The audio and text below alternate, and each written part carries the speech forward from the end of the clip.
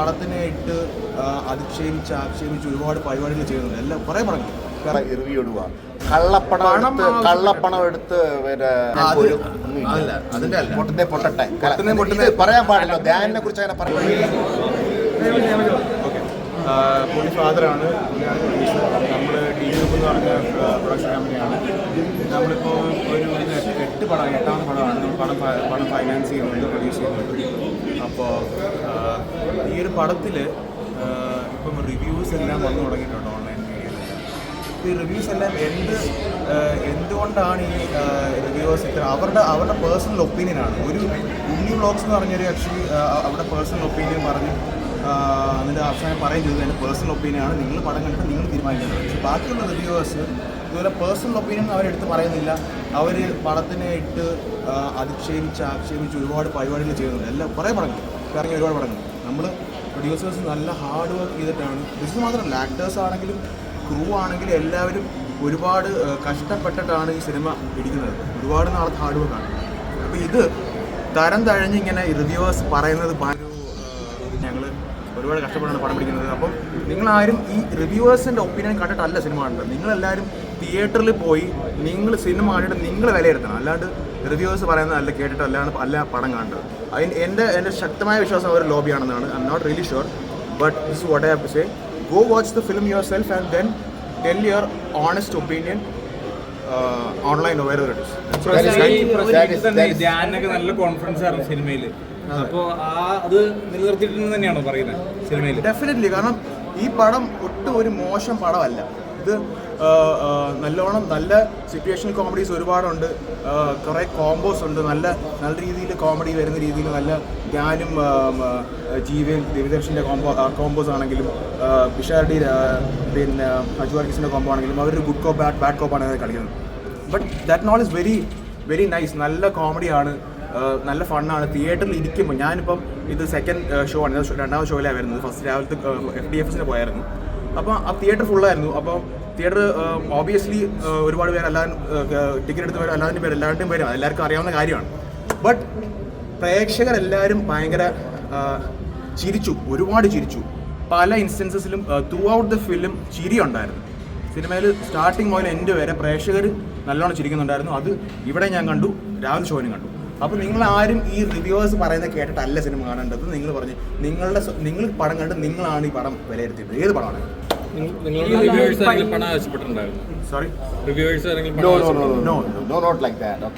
അത് അങ്ങനെ ചിന്തിക്കരുത്. നിങ്ങൾ പടം കണ്ടല്ലോ, നിങ്ങളുടെ അഭിപ്രായം എന്താണെന്ന് നിങ്ങൾ ചിന്തിക്കുക, അതിനുള്ള റിവ്യൂ ഇടുക.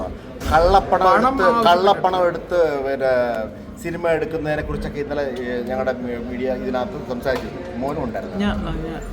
ഓക്കെ, ഇതിനകത്തൊക്കെ ഞങ്ങൾ നല്ല ഹാർഡ് വർക്ക് ചെയ്ത് ഉണ്ടാക്കിയ പൈസയാണ്. ഇനിയിപ്പോൾ പോയാൽ എനിക്ക് അത് കള്ളപ്പണമാണെങ്കിലും വെള്ളപ്പണമാണെങ്കിലും അധ്വാനിച്ച് ഉണ്ടാക്കുന്ന പണമാണ്. എന്ത് പണമാണെങ്കിൽ ഞങ്ങൾ കള്ളപ്പണം ഉണ്ടാക്കുന്നില്ല പറയുന്നത്.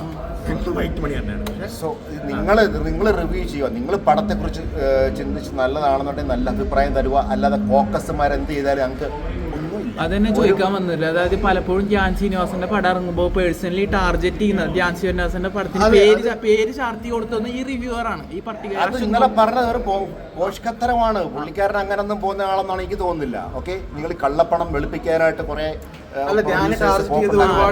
ടാർഗറ്റ് ചെയ്ത് ചെയ്യുന്നത് ശരിക്കും തോന്നുന്നുണ്ട്. കാരണം ഞാൻ ഇത്ര ആൾ പറഞ്ഞു, ഞാൻ ഇത്രയും പടങ്ങൾ ചെയ്തു, ഞാനിപ്പോ ഇത് ഈ പടം എന്തായാലും പൊട്ടില്ല എന്ന് ശ്രീകാന്ത് കെട്ടിയാറിന്റെ റീലിൽ പറഞ്ഞിട്ടുണ്ടായിരുന്നു. പറയാൻ പാടില്ല. ധ്യാനിനെ കുറിച്ച് അങ്ങനെ പറയാൻ പാടില്ല. We also feel that this film is a very good film. So you guys should go watch the film and then tell your honest opinion. Do not rely on പൈസ ചോദിക്കുന്നത്. നിങ്ങൾ ആരോ ഒരാൾ പൈസ ചോദിച്ചിട്ടുണ്ടാവും എന്നൊന്നും എനിക്ക് അറിയില്ല. ഞങ്ങൾ ഇവിടെ ഉള്ളവരല്ല. ഞങ്ങൾ സൗദി അറേബ്യയിൽ 86 മുതലുള്ള ആൾക്കാരാണ്. ഇവിടെ 8 പടം എടുത്തിട്ടുണ്ട്.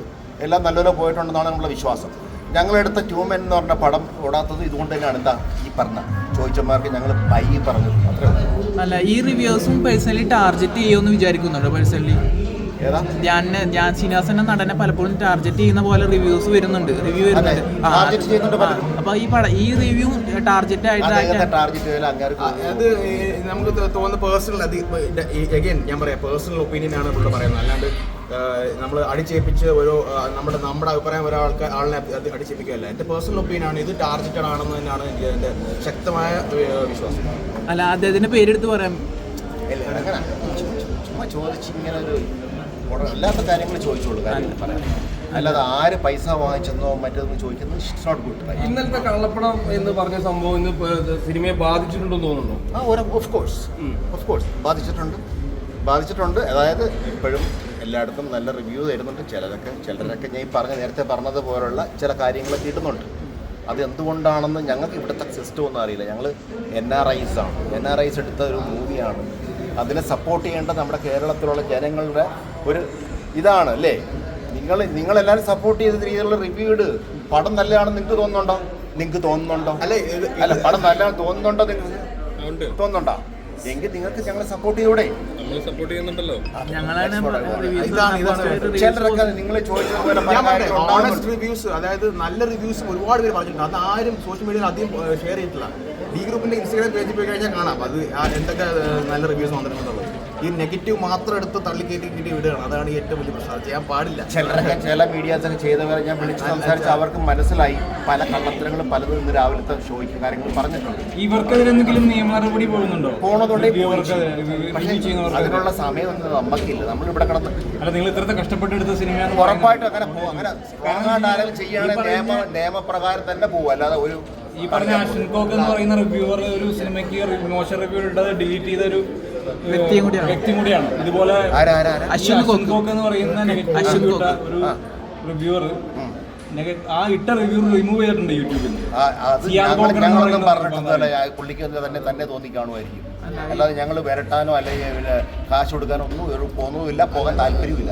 പലപ്പോഴും ഈ ചെറിയ ബാധിക്കുന്നതെല്ലാം ചെറിയ ഞങ്ങളുടെ ചെറിയ സിനിമയാണല്ലോ. ഞങ്ങൾ വലിയ പടം എടുത്തിട്ടുള്ള ആൾക്കാരുമാണ്. അപ്പൊ ഇങ്ങനെ ചെറിയ സിനിമകൾ മാത്രമാണ് ടാർഗറ്റ് ചെയ്യുന്നത്. ചെറിയ സിനിമയിൽ ചെറിയ ബഡ്ജറ്റിൽ കുറെ കഷ്ടപ്പെട്ട് പണിയെടുത്ത് പുറത്തു കൊണ്ടുവരുന്ന ഒരുപാട് നാളത്തെ ഹാർഡ് വർക്കാണ് ഇപ്പോൾ ഈ സ്ക്രീനിൽ കാണുന്നത്. അത് ഇങ്ങനെ അത് അടിച്ചാക്ഷേപിക്കുന്നത് ഭയങ്കര മോശമാണ്. അത് ഇറ്റ് ഷുഡ് ചെയ്ത് സിസ്റ്റം ഷുഡ് ചെയ്ത്.